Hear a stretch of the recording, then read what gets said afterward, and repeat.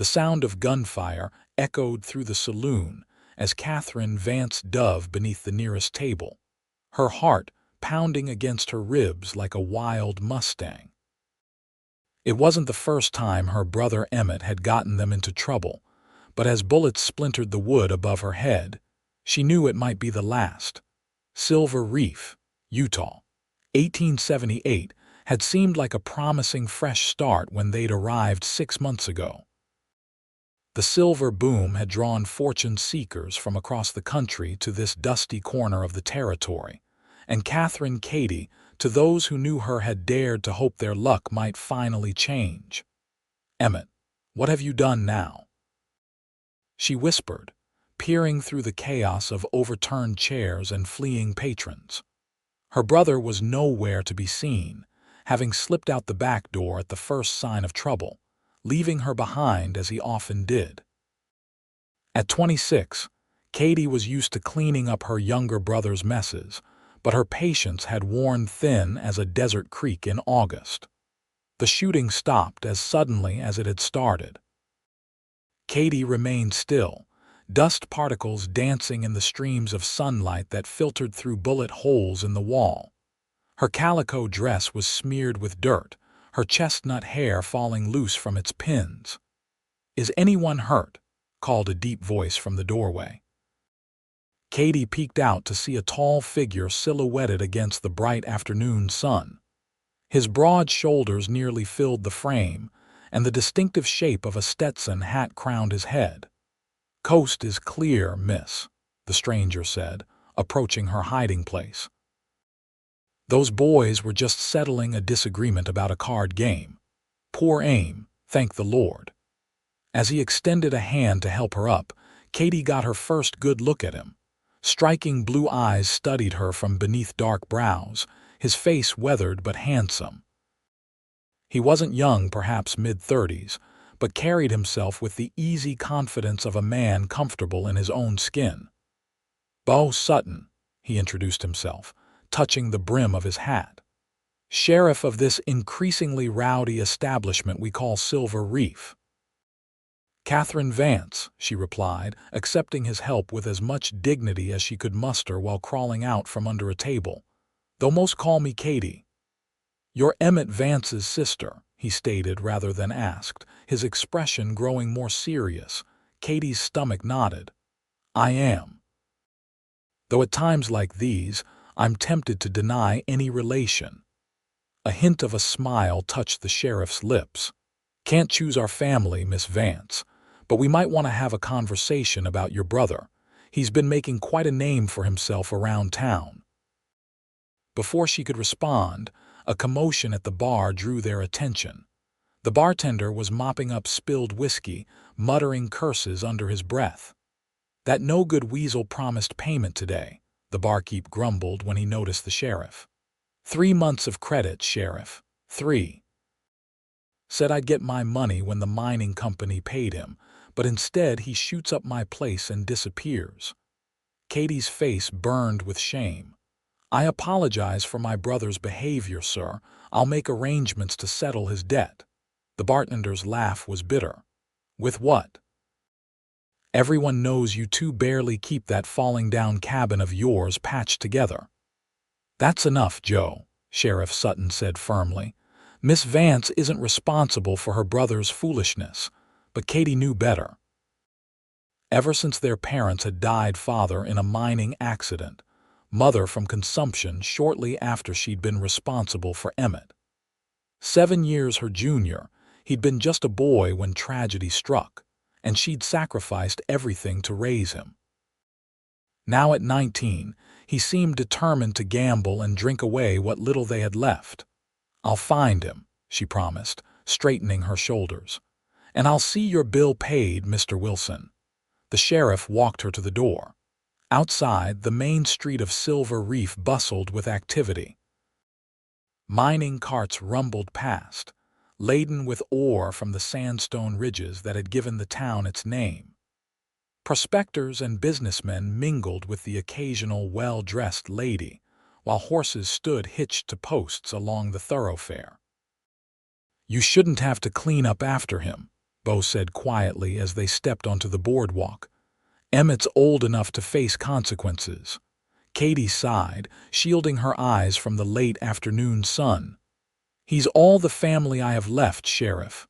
Call me Beau, he offered. And family or not, a man who leaves his sister in the middle of gunfire isn't much of a brother. His words stung because they echoed thoughts she'd been trying to suppress. He's had a difficult time since we lost our parents. Haven't we all? Beau replied, his gaze drifting to the distant mountains. Something in his tone suggested personal understanding. Just be careful, Miss Vance. Your brother's been keeping company with some unsavory characters lately. Katie thanked him for his concern and began the long walk home, dust coating her boots and the hem of her dress. Their cabin sat a mile outside of town, near a creek that provided water but little else. The land was too rocky for proper farming, though she managed a small vegetable garden that supplemented the meager income she earned from sewing and mending for townspeople. The cabin was empty when she arrived, not that she'd expected different. Emmett would be hiding somewhere, waiting until he thought it safe to return. Katie lit a lamp and surveyed their humble home, one main room with a stone fireplace, a curtained-off sleeping area, and furniture that had seen better days. A home her parents had built with dreams that now lay buried alongside them. Night had fallen by the time the door creaked open. Emmett slunk in like a coyote, checking corners before fully entering. "Katie," he started, his boyish face a mask of practiced remorse. "I can explain, don't," she cut him off. "Just tell me how much you owe Mr. Wilson." Emmett shuffled his feet, avoiding her eyes. He was tall and lanky with the same chestnut hair as Katie, but none of her resolve. $20. 20, she nearly choked. For whiskey. And some poker games, he admitted, dropping onto a chair. But I almost won it all back today. Had 3 kings when that cheating miner accused me of marking cards. Katie pressed her fingers to her temples, fighting a headache. We don't have $20, Emmett. I have $3 saved for winter supplies. The mining company's hiring, he offered half-heartedly. I could get on with them, like you did last month. You lasted 3 days before deciding it was too much work. Her patience was wearing thin. I'm tired, Emmett. I can't keep doing this. Her brother's expression darkened. What's that supposed to mean? You're all high and mighty now that the sheriff walked you home. Folks saw you two talking. He was being decent, which is more than I can say for you, leaving me behind when the shooting started. Emmett stood abruptly. I'm going to fix this, Katie, I promise. I've got a plan. Those words sent a chill through her. Emmett's plans invariably led to deeper trouble. No more schemes. We'll find honest work and pay off your debts. Trust me, he insisted, that familiar gleam of desperation in his eyes. I know some fellows who need help with a job. Good money. Katie grabbed his arm as he turned to leave. What kind of job? Emmett, if you're thinking of something illegal, it's just a delivery, he said, pulling away. Nothing to worry about. I'll be back tomorrow with enough to settle with Wilson and then some. Before she could press further, he was gone again, the door banging shut behind him. Katie sank onto her bed, bone-tired and worried. Something in her brother's manner suggested more trouble brewing, but there was nothing she could do tonight except pray he wouldn't make things worse. Morning came with no sign of Emmett. Katie went about her chores, then walked into town with a basket of mending she'd completed for Mrs. Peterson, the doctor's wife. The payment wouldn't make a dent in Emmett's debt, but it would put food on the table for another day. Silver Reef was alive with activity. Wagons rolled through carrying supplies. Miners walked to and from the sandstone cliffs where silver had been discovered embedded in the most unlikely of places, and shopkeepers called out their wares. For all its rough edges, the town had a certain vitality that Katie admired. After delivering the mending and collecting her dollar, she found herself walking toward the sheriff's office. She hadn't planned to, but something pulled her in that direction, perhaps the need for an ally, or simply the memory of kind blue eyes that had looked at her without judgment. The office was empty except for a young deputy who informed her that Sheriff Sutton was out investigating cattle rustling in the valley. Disappointed but unsurprised, Katie turned to leave when a voice called her name. "Miss Vance." Beau Sutton was crossing the street, leading his horse. "I was just asking about you." "You were?" She couldn't hide her surprise. "Wanted to make sure you got home safe yesterday." He tied his horse and approached. "And to tell you that Joe Wilson is willing to work out a payment plan for your brother's debt." Relief washed over her. "That's very kind of him." "Well," Beau said with a slight smile, "I might have encouraged his generosity, reminded him that your seamstress skills are the reason his wife's Sunday dress looks presentable."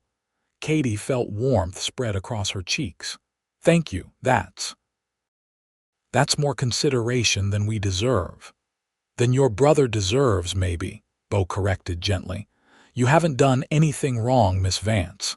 They stood in awkward silence for a moment before he spoke again. "Have you eaten? I was about to get some lunch at Clara's cafe." The invitation caught her off guard. "I couldn't impose. It's not an imposition if I'm asking," he said. "Besides, I'd value your insight on something." Curiosity won out over propriety. They walked to the small cafe run by Clara Winslow, a widow who had transformed her front parlor into the best eating establishment in Silver Reef. The smell of fresh bread and stew greeted them as they entered. "Sheriff and Miss Vance, what a lovely surprise," Clara called from behind the counter. "Take the corner table, just wiped it down." Once they were seated with bowls of beef stew and thick slices of bread, Beau's expression grew serious. "I heard rumors about a gang planning to hit the silver shipment when it leaves on Friday. Your brother's been seen with some of these men." Katie's spoon halted midway to her mouth. "That can't be right. Emmett's foolish, but he's not a criminal." "I hope that's true," Beau said. "But he's in deep with Lucas Calloway and his crew, mean bunch of outlaws who have been causing trouble up and down the territory." Fear gripped Katie's heart. "Emmett mentioned something about a delivery job with good pay. He left last night and hasn't returned."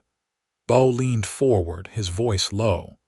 "Katie, if he's involved with Calloway, he's in serious danger. These aren't men who tolerate mistakes, and your brother—" "Well, he doesn't strike me as the careful type." "What can I do?" she asked, food forgotten. "Keep your ears open. If he returns, try to find out what he knows without letting on that you're suspicious. And come to me immediately." He hesitated. "I don't want to see either of you get hurt."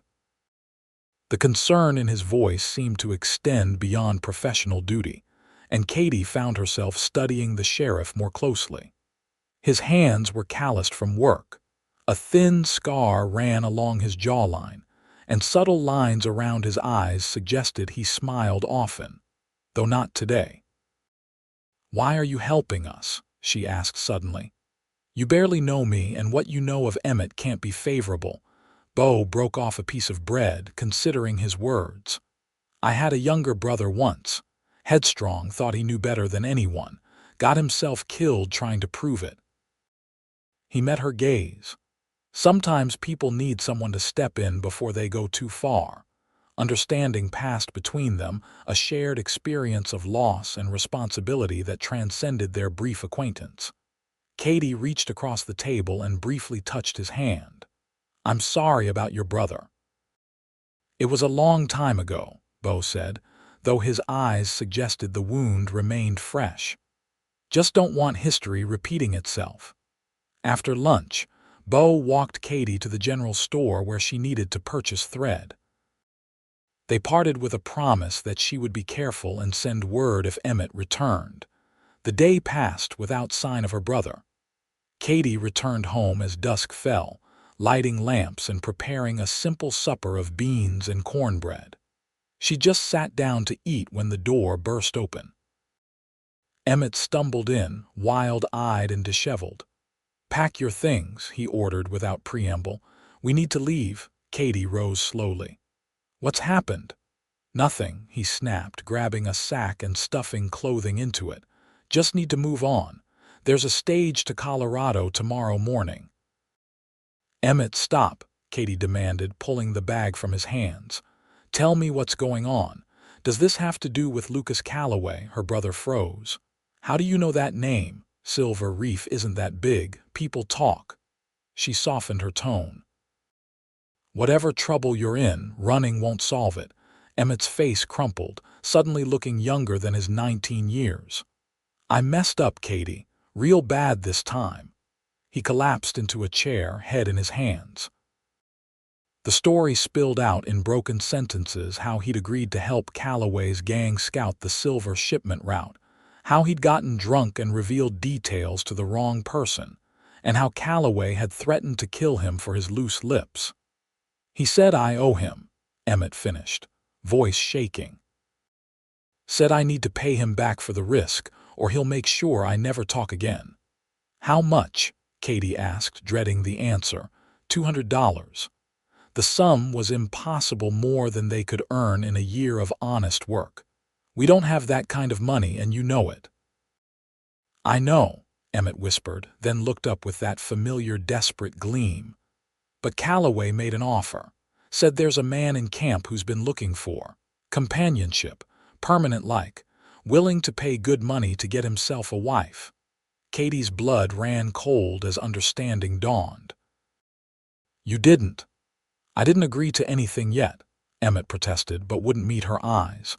"But it would solve everything, Katie. He's got money from some inheritance. Calloway says he'd give me enough to clear my debt and get us both out of here. You were going to sell me." The words came out barely above a whisper, horror and betrayal cutting deeper than any knife. "Your own sister, not sell." Emmett stood, pacing. "Arrange a marriage. People do it all the time. Get out." Katie's voice was ice. "Get out of this house right now." "Katie, be reasonable." Her voice rose. "You gambled away our money, got involved with criminals, and now you want to trade me like cattle to save your worthless hide." Emmett's expression hardened. "Fine. But when Calloway's men come looking, don't expect me to protect you." He stormed out, slamming the door so hard that one of the hinges broke. Katie stood motionless, shock giving way to a cold, clear understanding. The brother she had sacrificed everything for would sacrifice her without a second thought. Sleep was impossible. Katie spent the night securing the broken door as best she could and planning her next move. By dawn, she had made her decision. The morning light was just breaking over the sandstone cliffs as Katie approached the sheriff's office. Beau was already there, sorting through wanted posters at his desk. He looked up, alarm crossing his features when he saw her pale face and determined expression. "What happened?" Katie told him everything: Emmett's confession, the threat from Calloway, and the horrifying proposition. Beau's jaw tightened as she spoke, his hands curling into fists. "I'll arrest him," he said when she finished. "Your brother and Calloway both." "No," Katie said firmly. "I didn't come here for that. Emmett made his choice, but he's still my brother. I won't be responsible for seeing him hang." "Then what do you want from me?" "Help me leave," she said simply. "I have some money saved, not much, but enough for a stage ticket to somewhere far from here. Somewhere Calloway and his men won't find me." Beau studied her, conflict evident in his eyes. "Running isn't always the answer, Katie," says the man who suggested I come to him for help, she countered. "What would you have me do? Wait for Calloway to decide my brother's debt is worth collecting one way or another?" He stood, moving to look out the window at the awakening town. "I have another suggestion. Stay, but not alone and unprotected." "What do you mean?" Beau turned back to face her. "I have a ranch about 10 miles south of town. Nothing fancy, but it's well built and secure. My deputy Jacob lives in the bunkhouse and helps manage things when I'm in town. You'd be safe there until we deal with Calloway." The offer stunned her. "I couldn't impose, it's not an imposition," Beau insisted. "It's the safest option. Calloway knows where you live now, and he's not a man who gives up easily." Katie considered his proposal. The idea of sanctuary was tempting, but she hesitated. People will talk. A single woman staying at the sheriff's ranch. "Let them talk," Beau said with surprising fierceness. "Your safety matters more than gossip." His conviction swayed her. "All right. When should I leave?" "Now," he said, checking his pocket watch. "I'll escort you back to gather your belongings, then take you to the ranch myself. The sooner you're away from that cabin, the better." They rode out an hour later, Katie's few precious possessions packed in saddlebags.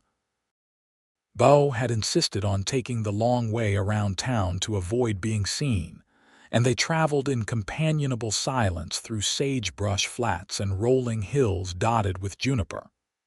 "There it is," Beau said as they crested a rise. Below them stretched a small valley with a creek running through it. A modest but well-maintained ranch house stood near a cluster of cottonwoods, with corrals and a barn nearby. Cattle grazed on the surrounding grassland. "It's beautiful," Katie breathed, taking in the peaceful scene. After years of struggle in their ramshackle cabin, the prospect of such a proper home, even temporarily, was overwhelming. "It was my father's dream," Beau explained as they rode down toward the house. "He came out here from Pennsylvania in '49, planning to find gold in California. Made it this far before meeting my mother and deciding Silver Reef had riches enough for him." A tall, lean man emerged from the barn as they approached. Beau waved in greeting. "That's Jacob," he told Katie. "Best deputy and ranch hand a man could ask for, ex-cavalry. Not much for conversation, but loyal to the bone." Jacob tipped his hat to Katie as they dismounted. "Miss," he acknowledged simply. "Jacob, this is Miss Katherine Vance. She'll be staying with us for a while as our guest." Beau's tone made it clear no further explanation was needed. "The blue room's ready," Jacob replied, taking the horse's reins. "Made fresh bread this morning." Katie was touched by the simple hospitality. The blue room turned out to be a lovely bedroom with whitewashed walls and curtains the color of a summer sky. A handmade quilt covered the bed, and a small desk sat beneath a window overlooking the valley. "This was my mother's sewing room," Beau explained, setting down her bag. "She passed 5 years ago, but I've kept it just as she left it." "It's perfect," Katie said, running a hand along the smooth wood of the desk. "Thank you." Beau showed her the rest of the house, a spacious kitchen with a cast-iron stove, a comfortable sitting room with bookshelves, and a dining area where a round oak table stood surrounded by 4 chairs. Everything was simple but well-crafted, speaking of care rather than ostentation. "I need to get back to town," Beau said once the tour was complete. "Got to keep an eye on things, especially with Calloway's men around. Jacob will be here, and I've got a shotgun in the front closet if you need it." Katie nodded, suddenly anxious at the prospect of his departure. "Will you? When will you return?" "Tonight," he promised. "I'll bring supplies and any news. Try to rest, Katie. You're safe here." After he left, Katie explored the house more thoroughly.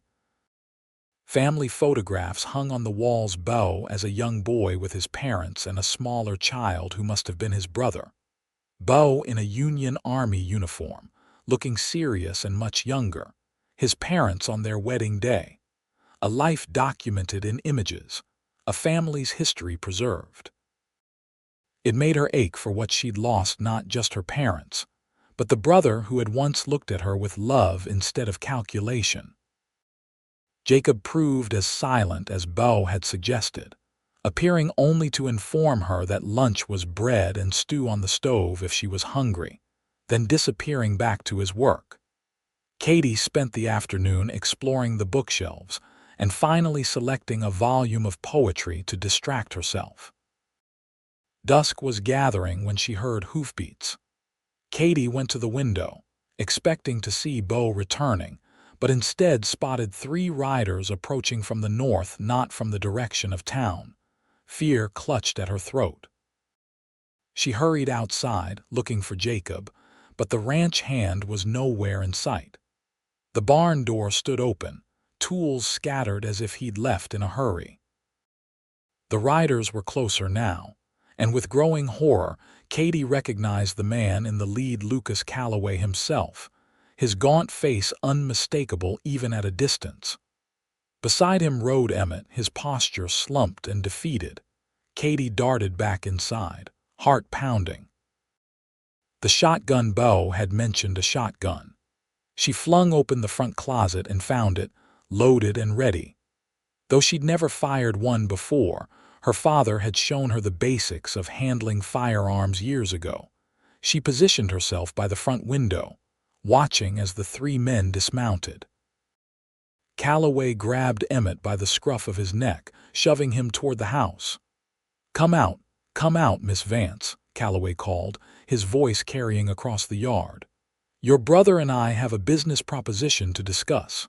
Katie remained silent, the shotgun steady in her hands. "No need to be shy," Calloway continued, pulling Emmett along. "Your brother here tells me you've been staying with the sheriff. Very cozy arrangement. But family comes first, doesn't it?" The 3rd man, burly and bearded, circled toward the back of the house. Katie moved to keep both entrances in her sight line, backing into the center of the room. "I've got a gentleman friend who's mighty interested in making your acquaintance," Calloway shouted. "Willing to pay handsomely, too, enough to clear your brother's unfortunate debt." "Katie, please." Emmett's voice was thin with fear. "Just talk to them. They said they won't hurt you." The back door rattled, the bearded man testing if it was locked. Katie swung the shotgun toward the sound. "I don't think Sheriff Sutton would approve of trespassers," she called out, struggling to keep her voice steady. "And he'll be back any minute with his deputy." Calloway laughed. "His deputy won't be joining us, I'm afraid. Had a little accident down by the creek. As for the sheriff, well, I reckon we've got time before he finishes dealing with that stagecoach robbery on the North Road." Katie's blood ran cold. There was no stagecoach robbery, it was a diversion to draw Beau away from town. The back door splintered as the bearded man kicked it in. Katie fired without hesitation. The shotgun's roar deafening in the confined space. The blast caught him in the shoulder, spinning him backward onto the porch with a howl of pain. "You little wildcat," Calloway shouted, rage replacing his earlier mock civility. "You'll pay for that." Katie frantically tried to reload, fumbling with the shells as the front door burst open. Calloway stormed in, dragging Emmett with a pistol to his head. "Drop it," he ordered, "or your brother dies right now." Katie hesitated, the partially loaded shotgun heavy in her hands. Emmett's eyes were wide with terror, a trickle of blood running from his temple where Calloway's gun pressed against it. "He sold me out," Katie said coldly. "Why should I care what happens to him now?" Emmett flinched as if she'd struck him.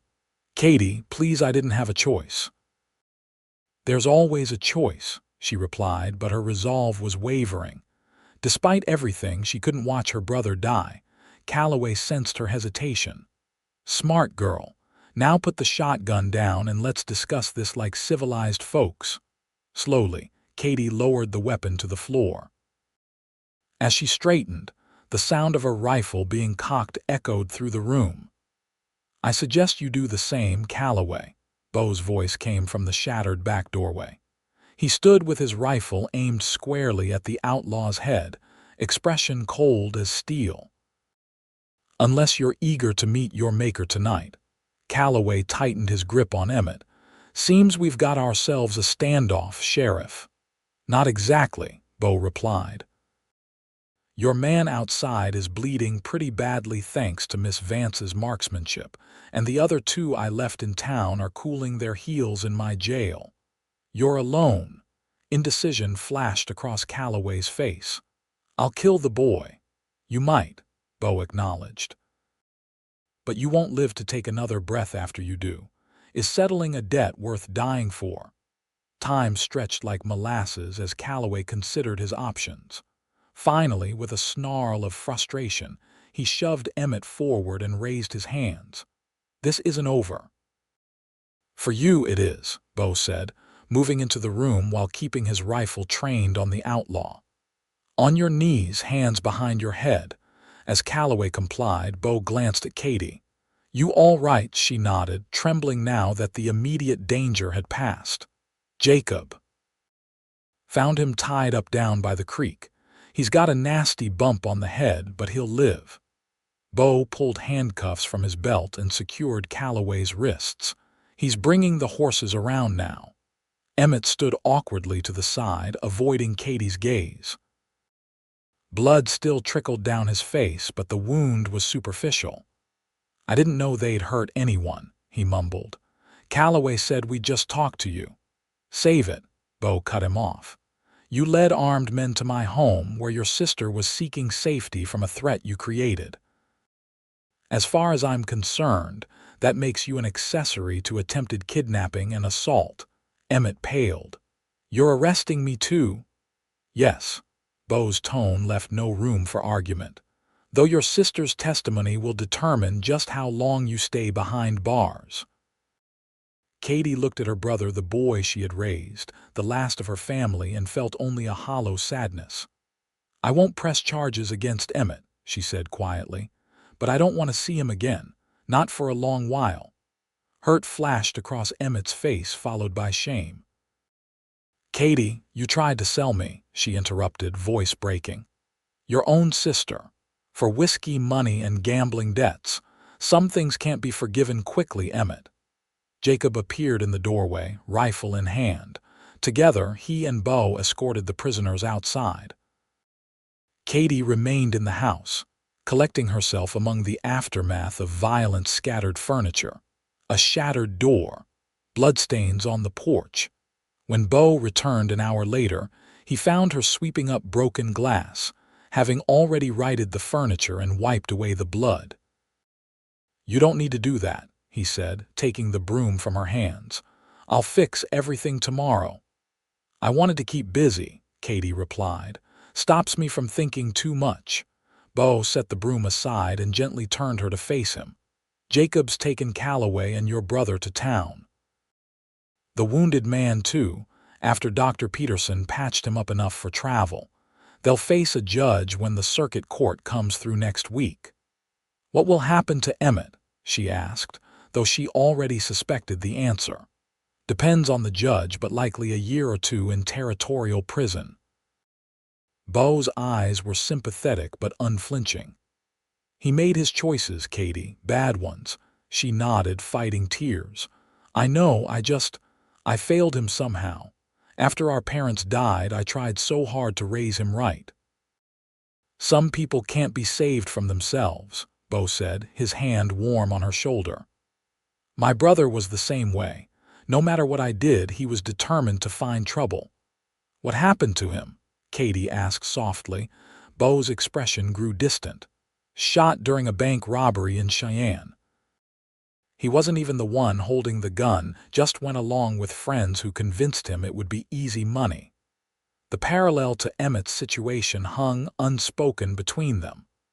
"I'm sorry about your home," Katie said, changing the subject as she gestured to the damaged doors.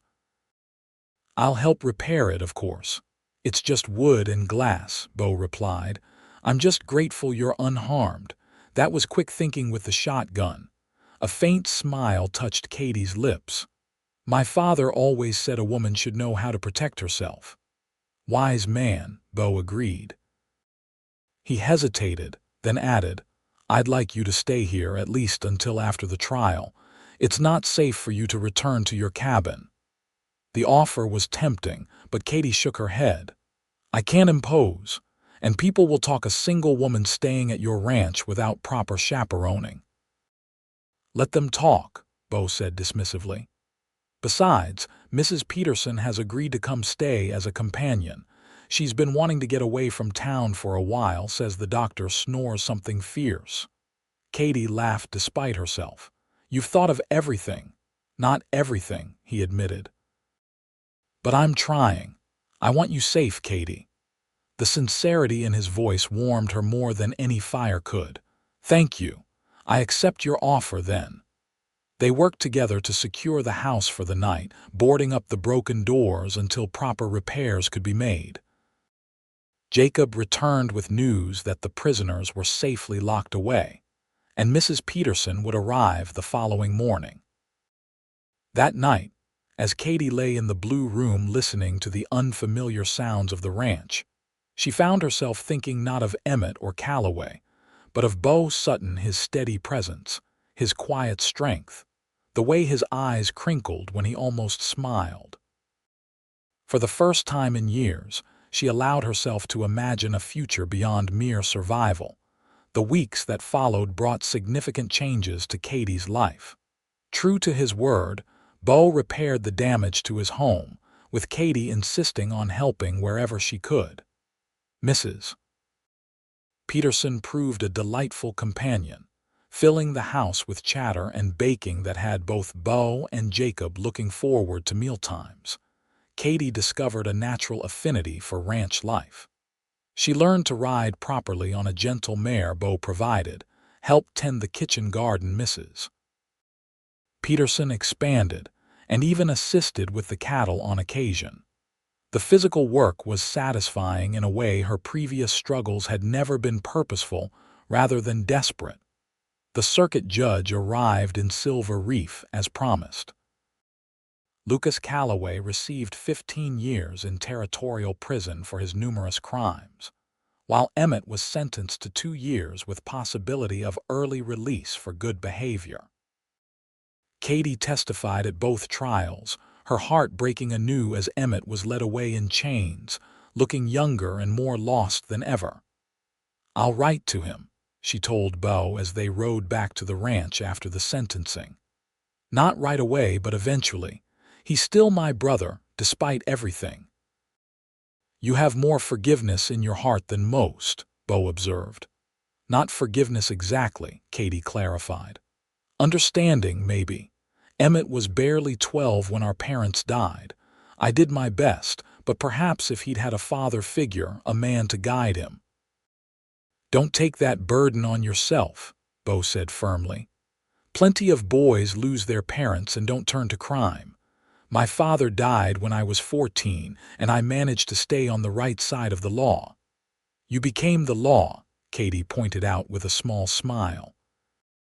Their conversation was interrupted by the sight of smoke rising from the ranch house chimney. Mrs. Peterson would have dinner waiting, and the thought of a warm meal and companionship quickened their pace. Life settled into a pleasant rhythm. Katie rode into town twice weekly to continue her sewing work, building a reputation for fine stitching that kept her busy with orders. The townsfolk, who might have gossiped about her living arrangement initially, were won over by Mrs. Peterson's proper presence and Katie's dignified bearing. As summer turned to autumn, Katie found herself spending more time with Beau. They took evening walks along the creek, talking about books, sharing stories of their childhoods, discovering common ground despite their different paths. He taught her to shoot properly, laughing at her natural talent. "Remind me never to make you angry," he joked after she outshot him one afternoon. Their friendship deepened with each passing day, though neither spoke of feelings that were becoming increasingly evident. Beau would find reasons to touch her hand when passing tools or helping her mount her horse. Katie would linger over coffee at breakfast, savoring his company before he rode to town.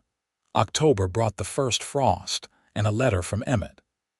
Katie read it by lamplight in her room, tears falling as she absorbed his words of remorse and his description of prison life. He was learning blacksmithing, he wrote, and staying out of trouble. The letter ended with a plea for forgiveness that Katie wasn't yet ready to grant, but could at least consider. She found Beau on the porch that evening, smoking his pipe and watching the stars emerge. "Emmett wrote," she said, settling into the chair beside him. "He seems different, more thoughtful. Prison has that effect," Beau replied, tapping his pipe against the railing. "Makes a man consider his choices when he has nothing but time." They sat in comfortable silence for a while, the chill air bringing them closer together. "Winter's coming," Beau observed finally. "You've been here almost 4 months now." Katie's heart sank, sensing what might be coming. "Yes, I suppose I have, Mrs. Peterson will be returning to town next week. Her daughter's expecting a baby and she wants to be there to help." "I understand," Katie said, trying to keep disappointment from her voice. "I should make arrangements to leave as well. I've imposed on your hospitality long enough." Beau turned to face her, his expression serious in the dim light. "That's not what I'm saying, Katie." "Then what are you saying?" she asked, hardly daring to hope. He set his pipe aside and took her hands in his. "I'm saying I don't want you to leave, not ever if I'm being honest." Katie's breath caught. "Beau, let me finish," he said gently. "These past months have been the happiest of my life. This house hasn't felt like a home since my mother died, but with you here, everything's different. Better. I find myself rushing through work in town just to get back here, to see your smile, to hear your voice." He reached into his pocket and withdrew a small object that gleamed in the starlight, a simple gold ring with a single pearl. "It was my mother's," he explained. "She made me promise I'd give it only to a woman I couldn't imagine living without." Katie's eyes filled with tears as he continued, his voice husky with emotion. "I love you, Katherine Vance. Your strength, your kindness, your determination. I love the way you faced down armed men to protect yourself, the way you helped Jacob with the horses even though they terrified you at first, the way you hum when you think no one's listening." He slid from his chair to one knee, still holding her hands. "I'm not asking because you need a place to stay or protection from men like Cowboy. I'm asking because I want to build a life with you, to face whatever comes together. Will you marry me, Katie?" Joy bubbled up inside her, bright and unexpected. "Yes," she whispered, then louder. "Yes, Beau Sutton, I will marry you." He slipped the ring onto her finger, then pulled her into a kiss that spoke of promises and possibilities, of a future neither had dared imagine months earlier. They were married in November, a small ceremony in the town church with Dr. and Mrs. Peterson as witnesses, and Jacob standing proudly as best man. Silver Reef turned out in force for the celebration afterward, the townsfolk having embraced the romance of the sheriff and the seamstress who had overcome such dramatic beginnings. Winter passed in newlywed bliss, the ranch house warm with love despite the snow piling outside. Katie transformed the blue room into a proper sewing studio, taking orders from as far away as Salt Lake City, as her reputation grew. Beau continued as sheriff, but delegated more responsibilities to his deputies, preferring to spend time at the ranch whenever possible. Spring brought new calves, wildflowers, and a letter announcing Emmett's early release for exemplary behavior. Katie read it to Beau over breakfast, uncertainty in her eyes. "He wants to come here," she said. "Says he's learned his trade well enough to be useful, that he wants to make amends." Beau considered the request. "It's your decision, Katie. He's your brother." "He's my brother, but you're my husband," she replied. "This is our home. I won't invite anyone who might threaten that. The Emmett who tried to sell you for whiskey money would never have made it past our property line," Beau assured her. "But people can change. I've seen it happen. And family. Well, family is complicated." Katie thought of all she had gained in the past year: love, security, purpose, community. Perhaps she could afford to be generous now. We'll give him a chance, she decided. One chance to prove himself. When Emmett arrived in May, he was barely recognizable as the reckless youth who had left in chains. Prison had hardened him physically, but tempered his spirit. He approached the ranch with visible trepidation, carrying only a small sack of belongings and the tools of his new trade. Katie waited on the porch, Beau at her side. When Emmett removed his hat and met her eyes, she saw genuine remorse and something else, a maturity that had been lacking before. "Thank you for letting me come," he said simply. "I know I don't deserve it." "No, you don't," Beau agreed, his arm protective around Katie's waist. "But you've served your time, and Katie believes in second chances." Emmett nodded, accepting the implied warning. "I won't let you down. Either of you." The reunion was awkward but civil. Emmett was given the bunkhouse to share with Jacob and work repairing equipment and shoeing horses. He kept to himself initially, speaking only when spoken to, working from dawn until dusk as if trying to prove his worth through sheer effort. Gradually, over weeks that stretched into months, trust began to rebuild. Emmett established himself as a skilled blacksmith, eventually building a small forge near the barn. Local ranchers started bringing work to him, and he saved every penny, determined to repay his sister for the years of sacrifice. One evening in late summer, Katie found him sitting alone by the creek, staring at the water. "May I join you?" she asked, and he nodded, making room on the fallen log that served as a bench. They sat in silence for a while, listening to the water and the evening birdsong. "I never properly apologized," Emmett finally said, "for what I almost did to you." Katie watched a heron wading in the shallows, searching for fish. "No, you didn't. I was selfish," he continued. "All those years, you gave up everything for me, and I just took and took. Then when you needed me to be a brother, I tried to trade you like you weren't even a person. Like you were property." His voice broke, and Katie saw tears tracking down his face. "I'm sorry, Katie. So damn sorry. I don't expect you to ever fully forgive me, but I want you to know I understand now what I did, how wrong it was." Katie reached over and took his hand, the first voluntary contact she'd initiated since his return. "I forgive you, Emmett." He looked up in disbelief. "How can you?" "Because holding on to anger hurts me more than you," she said simply. "And because I've seen how hard you're working to change." Emmett squeezed her hand. "I swear I'll spend the rest of my life making it up to you, being the brother you deserved all along." Katie smiled, a weight lifting from her heart. "I'd like that." When they returned to the house, Beau was waiting on the porch.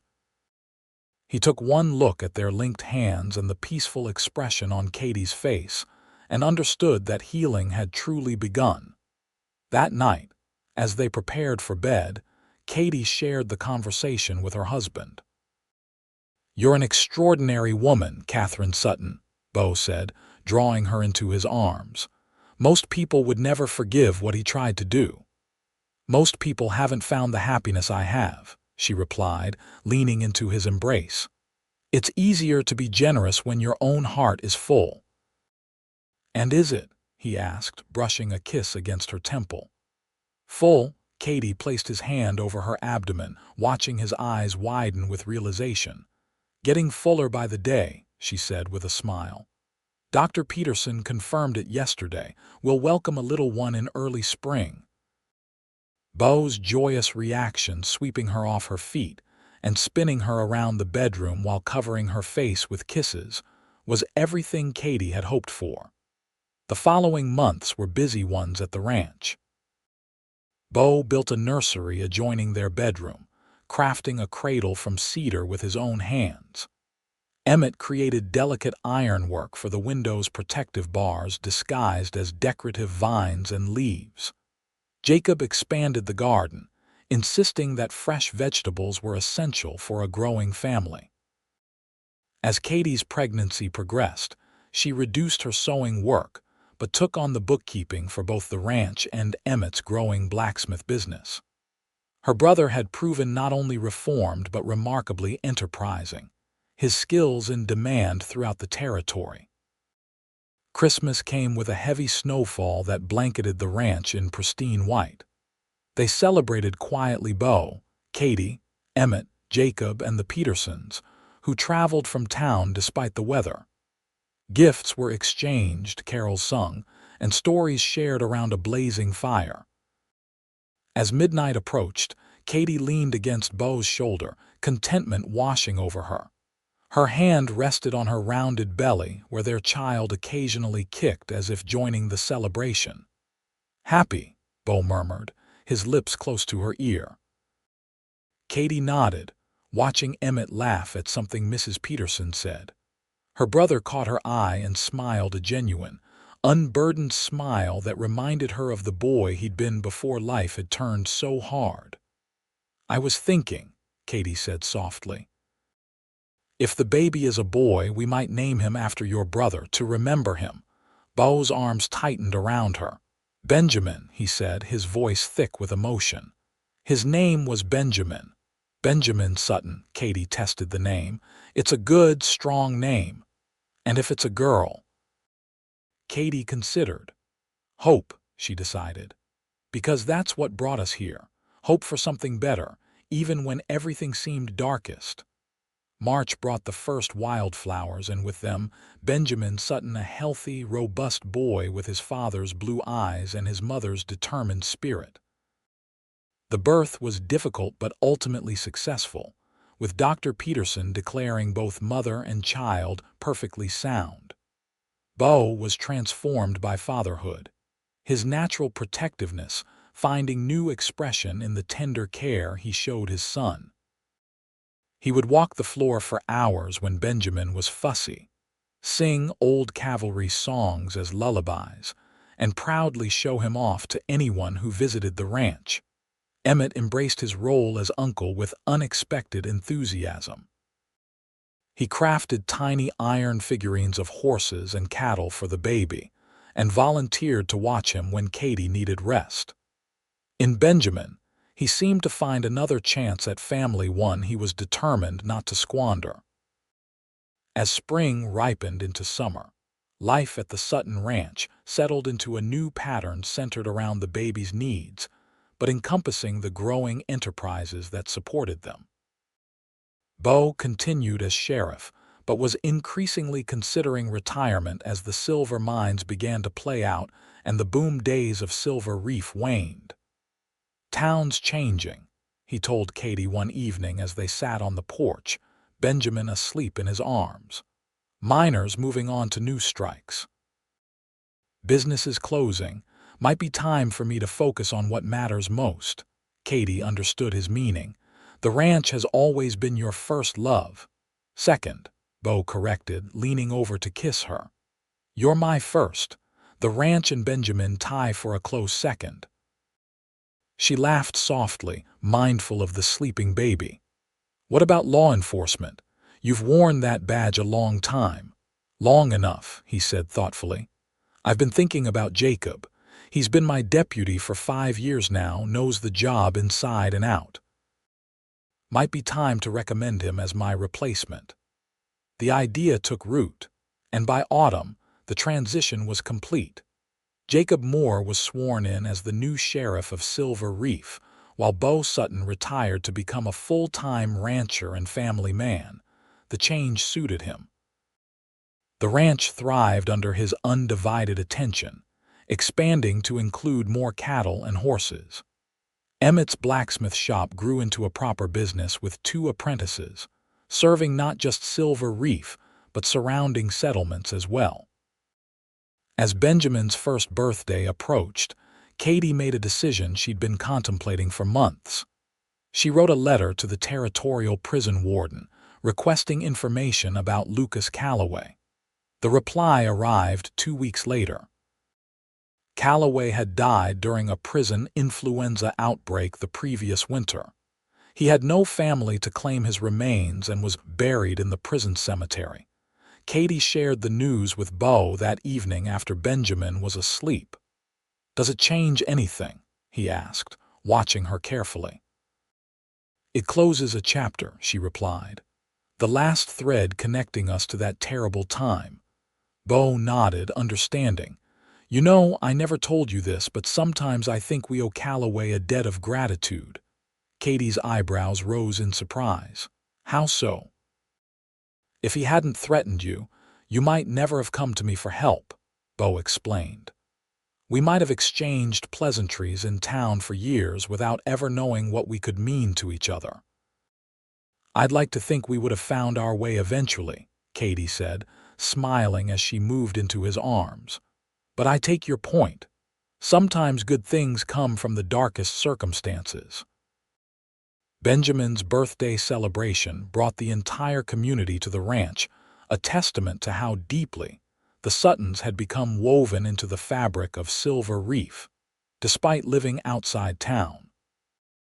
Children played in the yard, adults shared news and refreshments, and Benjamin, overwhelmed by the attention, clung to his mother while regarding the gathering with solemn eyes. As the party wound down, Emmett approached Katie with an unusually serious expression. "Could we talk, privately?" They walked to the creek, their special place for important conversations since his return. The setting sun painted the water gold, dragonflies skimming its surface. "I've been offered a position," Emmett began without preamble. "A blacksmith shop in Denver needs a partner. The owner's getting on in years, wants someone to eventually take over." Katie felt a pang of sadness but wasn't surprised. Emmett had outgrown what Silver Reef could offer. "It's a good opportunity. The best I'm likely to get," he agreed, "but it means leaving and after everything. I wanted to make sure that's all right with you." Katie smiled at the man her brother had become, considerate, thoughtful, asking permission rather than assuming. "Of course it's all right. You've rebuilt your life here, Emmett. Now you need to build your future." Relief washed over his features. "I was worried you might think I was running away again." "No," Katie said firmly. "You're moving forward. There's a difference." They hugged before returning to the house, a real embrace without reservation or lingering hurt. As they walked back, Katie realized how far they'd all come from that day in the saloon when bullets had splintered wood above her head and her brother had abandoned her. Emmett left for Denver 2 weeks later, promising frequent letters and eventual visits. His departure was bittersweet but necessary, the final step in healing the wounds of the past. As summer faded into autumn once more, Katie found herself increasingly reflective. Standing in the doorway of their home, watching Beau teaching Benjamin to pet a gentle old mare, she marveled at the journey that had brought them here.